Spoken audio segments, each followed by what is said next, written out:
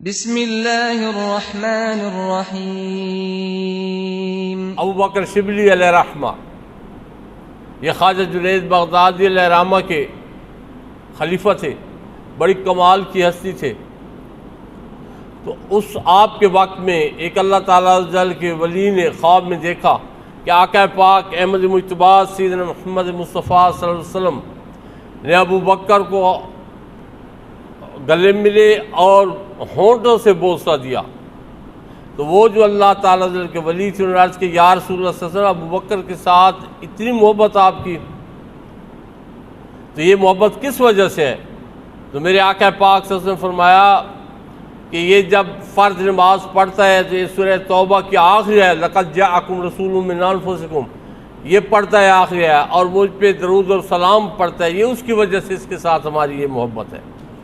تو اس کے بعد وہ جو تھے اللہ تعالیٰ کے ولی، وہ بھی وہ پڑھنے لگے۔ تو جو بھی پھر پڑھتا ہے ایسا، تو وہ کوشش کرتا ہے کہ کم از کم اللہ تعالیٰ جل کے اس ولی کی نقل تو کر لے۔ تو اس لیے کوشش کیا کرو نیکی کے کاموں میں، ایک دوسرے کے ساتھ ایک دوسرے سے سبقت کی کوشش کیا کرو، اور یہ اس میں کوئی حرج نہیں ہے، اس میں حکم بھی اسی طرح ہے۔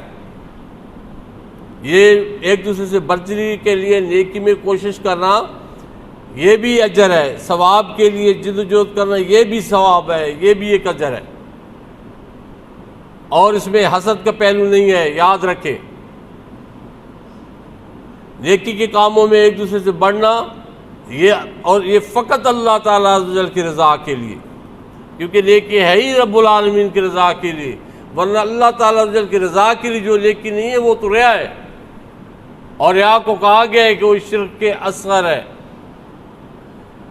تو اس لیے کوشش کیا کریں جہاں پہ بھی اللہ تعالیٰ عز و جل کے صالح بندے ملے، یا جب بھی وہ کوئی بات ایسی بتائیں جو دین متین کے مطابق ہو، کیونکہ اللہ تعالیٰ عز و جل کا ولی کوئی بات ایسی نہیں کرے گا جو شریعت سے ہٹ کے ہو۔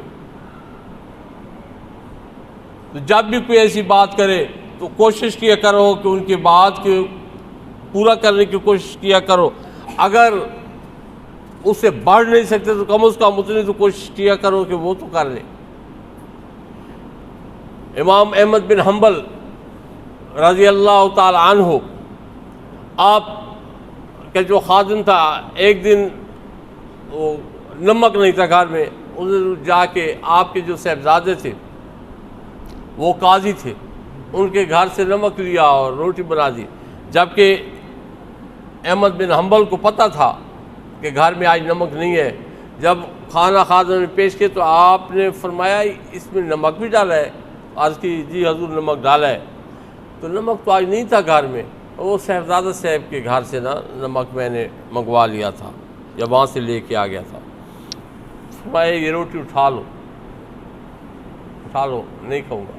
آپ نے روٹی نہیں کھائی، تو چند دن آپ دیکھ رہے کہ ایک جگہ پہ وہ روٹی گھر میں ایک حصہ میں پڑی تھی، کچھ دنوں بعد دیکھا تو وہ نہیں تھی، تو پوچھے یہاں پہ ایک روٹی پڑی تھی وہ کہاں گئی؟ تو خادم نے کہا کہ وہ جب آپ نے نہیں کھائی پھر میں نے جا کے دجلہ میں پھینک دی کہ چلو اللہ تعالیٰ جل کے مخلوق وہ تو کھائے۔ آپ نے فرمایا جب تک میں زندہ ہوں کبھی مچھلی نہ لانا۔ یہ ان لوگوں کی پاک بازی دیکھو،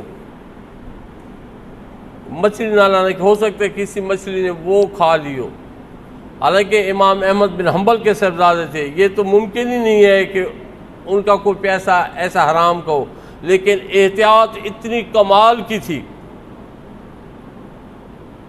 کہ آپ نے وہ بھی قبول نہیں کیا۔ تو ایسے جو ہمارے بزرگ گزر چکے ہیں ان کی کوشش کیا کریں کہ ان کو کاپی کرنے کی۔